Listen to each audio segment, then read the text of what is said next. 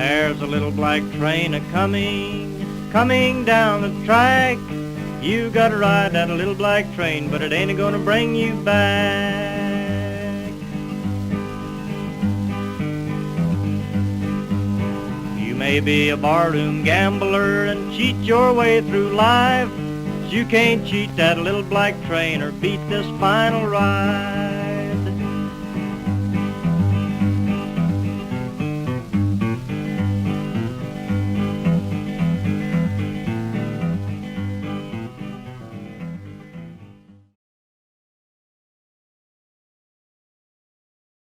Public transit has been historically, and is to this day, a sign of a city's development and prestige. It is key as well for fighting many issues that plague the human condition, far beyond that of just getting from point A to point B.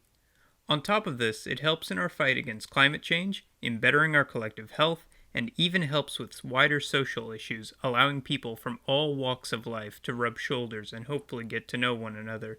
So I'm going to take a leap into how Los Angeles gets around and how getting around impacts its people.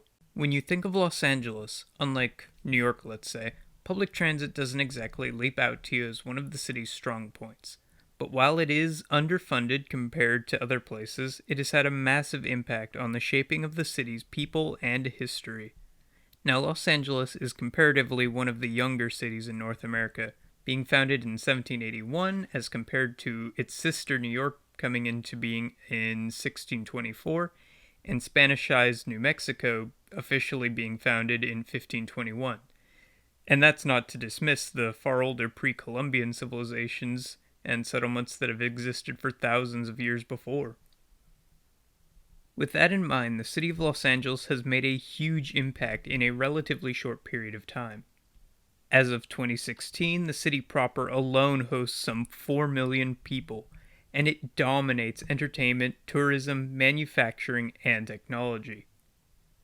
Which of course begs the question why its public transit is so far behind the rest of the developed worlds. As mentioned earlier, the city of Los Angeles was founded in 1781.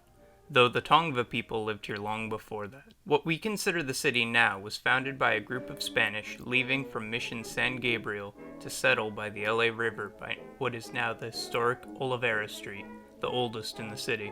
For a long time, horseback or on foot was the only way around the city, and neighbors of LA that were springing up. And for any ship that wanted to land, they had to anchor out at sea and come to land in rowboats. Time passed and the city grew and changed hands, going from Spain to the newly independent Mexico to being forcibly taken from them by the US.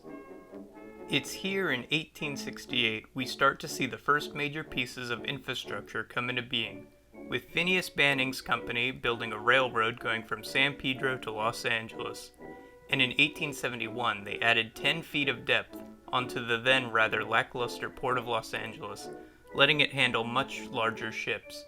Los Angeles was beginning to turn into a real major city. Los Angeles by this time was a city on a rapid growth curve, with communities growing from what had been the gold rush 10 to 20 years earlier. And the US did not object to this growth, even if they did object to what communities were coming. While Mexico and Spain before them had other Pacific ports they could utilize, the west coast of the modern US was still highly underdeveloped, and if they wanted to do shipping and manufacturing in the resource-rich region, they had to build up and they had to do it fast. The problem is, with more people and goods comes the issue of moving it all, and by 1887 we start to see an answer emerge. While privately owned, the Pacific Electric Railway Company and the Los Angeles Electric Railway Company seem to be a very efficient means of handling movement throughout the city. As one can see on the map, these lines covered much of what is now modern LA and serviced many of her communities. However, more affluent areas usually had better service with more stops and less walking. The reason these companies could remain private is, although they lost money, they made Angelino land more valuable, and thus these tycoons dealt in real estate as their main form of profit. As with any company, the two-tier systems that capital creates inevitably led to strikes. For Pacific Electric, they had 3 major strikes from 1900 to 1920. Still, these systems served to help link early Los Angeles at a time when there were no highways and got one to their destination in about the same amount of time. So if Los Angeles at this point had a system of strong electric railways, why is it today we are so far behind everyone else in terms of these developments? Progress, as it seems, is not always a linear progression of self-bettering. In 1944, the estate of the merged electric railways owner sold the system to National City Lines, a holding company, meaning that it produced nothing and it was a shell to hold stock. This holding company was owned by industries that had no interest in the use of rail and much preferred the automobile. These included Firestone Tires, Standard Oil, now Chevron, and General Motors. This, combined with the shift towards suburbification, is when we see a move away from railway, as a vast majority of lines were taken out and replaced with roads for cars, and diesel buses were then used to take over much of the railway jobs. The issue with buses is that they are far slower, carry fewer people, and, unlike electric railways, produce pollution. This was done for profit. The situation was, you could sell 50 people a few train rides per week, or you could sell those same 50 people 50 cars. Highways were built over many of the old routes. However, the rail lines took up far less room, and so communities that built too close had to be demolished, as can be seen from these before and afters. Again, this impacted marginalized communities far more than the wealthier communities, as they did not need to worry about having highways put through their city, opting instead for much smaller roads. The other issue is that for poorer communities, the prospect of buying and maintaining cars is not always feasible, and thus there is a systematic disadvantaging of people who cannot afford cars. And then, for 50 years, that was it. There was no strong public transit system in Los Angeles. In the 90s, we see a merger between public transit agencies to form the Los Angeles Metropolitan Transit Authority, what we know as Metro. And finally, there is a reinvestment away from strictly pro-car infrastructure.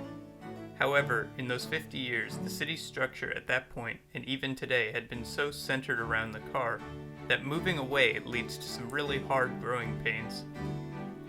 While I could talk about what-ifs regarding so much of the city, I don't live in what-ifs. I live in what is. And even though cars are terrible for so many reasons, I cannot argue that they have not left their impact on the city, just as much as any form of transit. I am glad to see that there are finally some changes being done in the right direction in regards to getting around. And although we have some stumbles, I am confident to see the people of LA moving into the future.